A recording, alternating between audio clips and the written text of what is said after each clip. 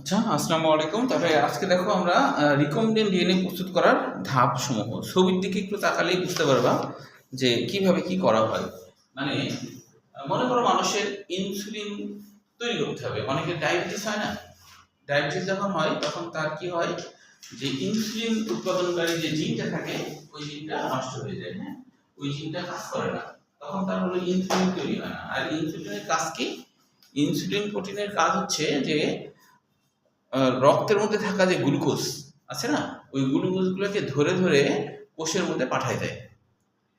একটা গ্লুকোজ অণু সরাসরি কোষে যাইতে পারবে না, বুঝছো? ওর একা একা যাওয়ার ক্ষমতা নাই, কিন্তু ইনসুলিন ওকে ধরবে, ধরে পার করে দেবে, এরকম একটা ব্যাপার। বুঝতে গেল কি? যেমন ধরো অনেকে চুরি করে ধরো বর্ডার পার হবে, তখন বিএস কে টাকা দিল বা বিজেপি কে টাকা দিল, তাহলে তখন ও পার করে দিল, ব্যাপারটা এরকম। তো এখন যদি কারো ইনসুলিন তৈরি না হয় তাহলে কি হবে?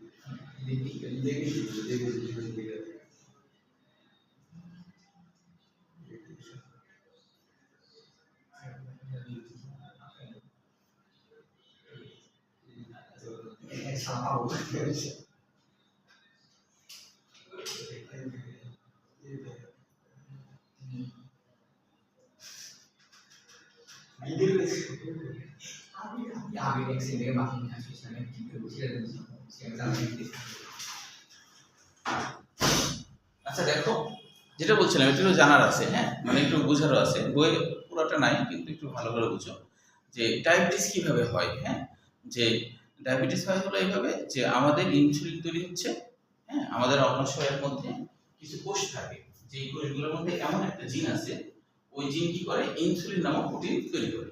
আর এই ইনসুলিন প্রোটিনটা, এইটা হচ্ছে আমাদের রক্তের মধ্যে যে গ্লুকোজগুলা আমরা যে খাদ্যাভ্যাস খাচ্ছি, এই খাদ্যাভ্যাস যেমন ভাত রুটি তরকারি যা খায় আর কি, এই খাদ্যাভ্যাসগুলো গ্লুকোজে পরিণত হয়ে যায়, আমাদের পরিপাকতন্ত্র এটাকে গ্লুকোজে পরিণত করে, তখন রক্তে মিশে যায়।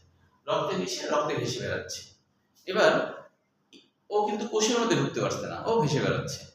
আর মনে মনে ভাবছে যে ইনসুলিন তুমি কোথায়, আমাকে ধরে একটু কোষের মধ্যে ঢুকাই দাও, এরকম একটা ব্যাপার।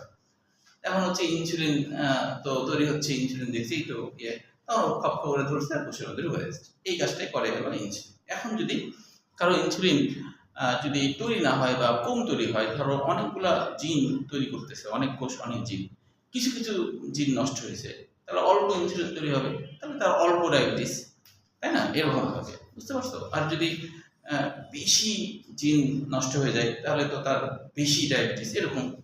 তো এখন হচ্ছে কোষের মধ্যে যদি তোমার গ্লুকোজ না যায়, তাহলে কোষ কি ক্ষুধার্ত না? কোষ ক্ষুধার্ত, ওই জন্য যাদের ডায়াবেটিস হয় তাদের কিন্তু খাওয়ার প্রতি আগ্রহ আরো বেড়ে যায়। কারণ কোষ থেকে সিগন্যাল দেয় ব্রেনের কাছে যে তুমি খাচ্ছ না কেন, আমি তো খাবার পাচ্ছি না। কিন্তু কেন খাবার পাচ্ছে না এটা তো কোষ জানে না। কোষ মনে করছে ও আসলে খাই না, সেজন্য আমি পাচ্ছি না। ব্রেনকে সিগন্যাল দিতে থাকে, তুই খা তুই খা তুই খা। ওর আরো মিষ্টি জাতীয় খাওয়ার প্রতি আগ্রহ বেড়ে যায়, কারণ ওটা ডাইরেক্ট গ্লুকোজ তৈরি করে। তো তো ওই জন্য ডায়াবেটিস রোগীদের কিন্তু খাওয়ার আগ্রহ আরো বেড়ে যায়, বুঝতে পারছো? কারণ ও ক্ষুধার্ত থাকে কোষ। তাহলে আমাদের হলো ডায়াবেটিস হচ্ছে না কেন? আমাদের ইনসুলিন প্রতিনিয়ত এই কাজটা করছে, যে রক্তের মধ্যে গ্লুকোজ নিয়ে কোষের মধ্যে ঢোকা যাচ্ছে। এখন যাদের এই জিন নিষ্ক্রিয় হয়ে গেছে, হ্যাঁ, কম হোক বেশি হোক যাই হোক, তো তাহলে তো তাদের ইনসুলিন তৈরি হচ্ছে না, তাহলে বাইরে থেকে তাকে ইনসুলিন তৈরি করতে হবে, তৈরি করে ইনজেক্ট বা ট্যাবলেটের মাধ্যমে দিতে হবে, তাই কি না? ইনজেকশন বা ট্যাবলেটের মাধ্যমে দিতে হবে।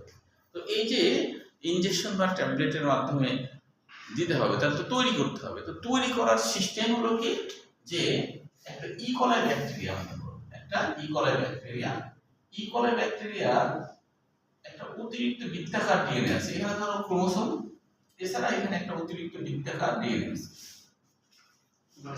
বলেছিলাম। আর মনে করো মানুষের কোষ, মানুষের প্রাণী কোষের মধ্যে ধরো এই ক্রোমোসোমে দেখা যাচ্ছে একটা নির্দিষ্ট জিন, ধরো এই একটা জিন, এই জিনটা হচ্ছে ইনসুলিন তৈরি করে। তো ওই জিনটা আমি কালেকশন করলে দেখা যায় জিনটা কালেকশন করা হয় এক ধরনের এনজাইমের মাধ্যমে, যে এনজাইমের নাম হলো রেস্ট্রিকশন এনজাইম।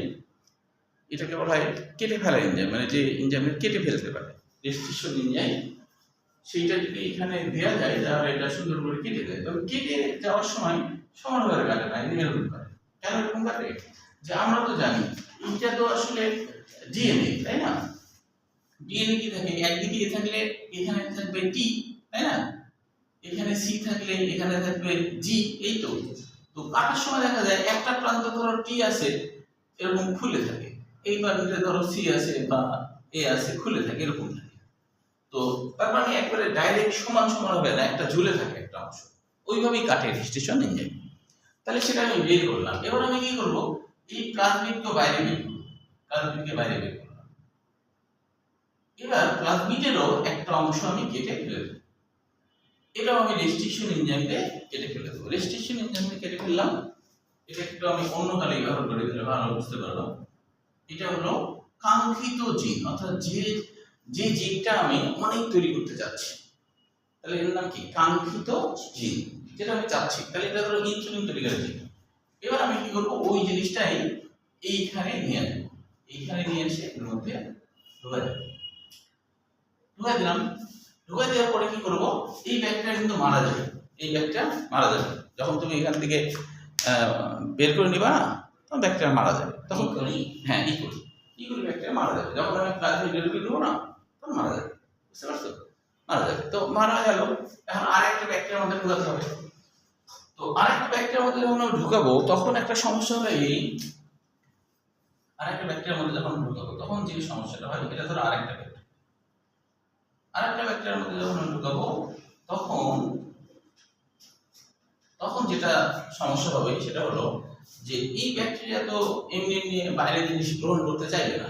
বাইরেটা কেন গ্রহণ করবে? তাই এটাকে ফোর্স দিয়ে, মানে শক্তি প্রয়োগ করে ঢুকানো হয়। এটাকে আগে থেকে থাকে না? হ্যাঁ, অবশ্যই আগে থেকে থাকে। আগে থেকে তো আসে, আগে থেকে আসে, অনেকগুলো থাকে।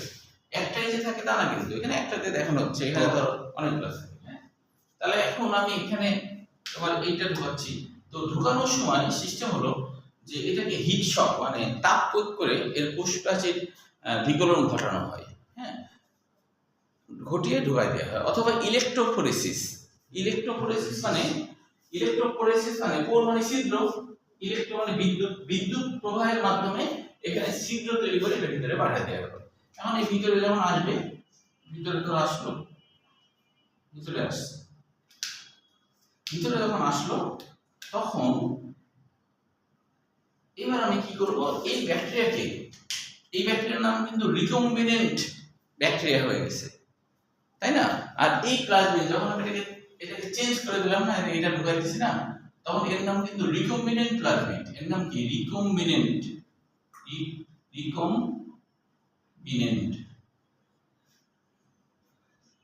প্লাজমিড। এর নাম রিকম্বিনেন্ট প্লাজমিড।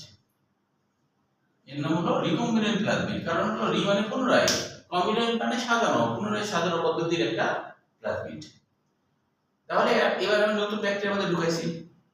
ঢুকানোর পরে এখন এই ব্যাকটেরিয়াকে আমি কি করবো, একটা পুষ্টি মাধ্যমে রাখবো। এই ব্যাকটেরিয়াকে একটা পুষ্টি মাধ্যমে রাখবো। কেন রাখবো? আমি চাচ্ছি কাঙ্ক্ষিত জিনধারী যে প্লাজমিড আছে, এটা ধরো অনেক হয়, অনেক হলে আমি অনেক কাঙ্ক্ষিত জিন, ইনসুলিন তৈরিকারী জিন পাবো না।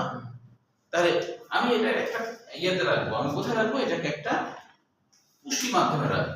মনে করো এটা সেই পুষ্টি মাধ্যমে, এখানে আমি রাখছি, এখানে মনে করো রাখছি পুষ্টি মাধ্যমে। পুষ্টি মাধ্যমে রাখলে পুষ্টি খেয়ে দিয়ে অনেক হবে, পুষ্টি খেয়ে দিয়ে অনেক হতে থাকবে, অনেক হলো, পুষ্টি খেয়ে অনেক হয়েছে, অনেক হলো। টুটি খেয়ে দিয়ে অনেক হয়েছে, যখন টুটি খেয়ে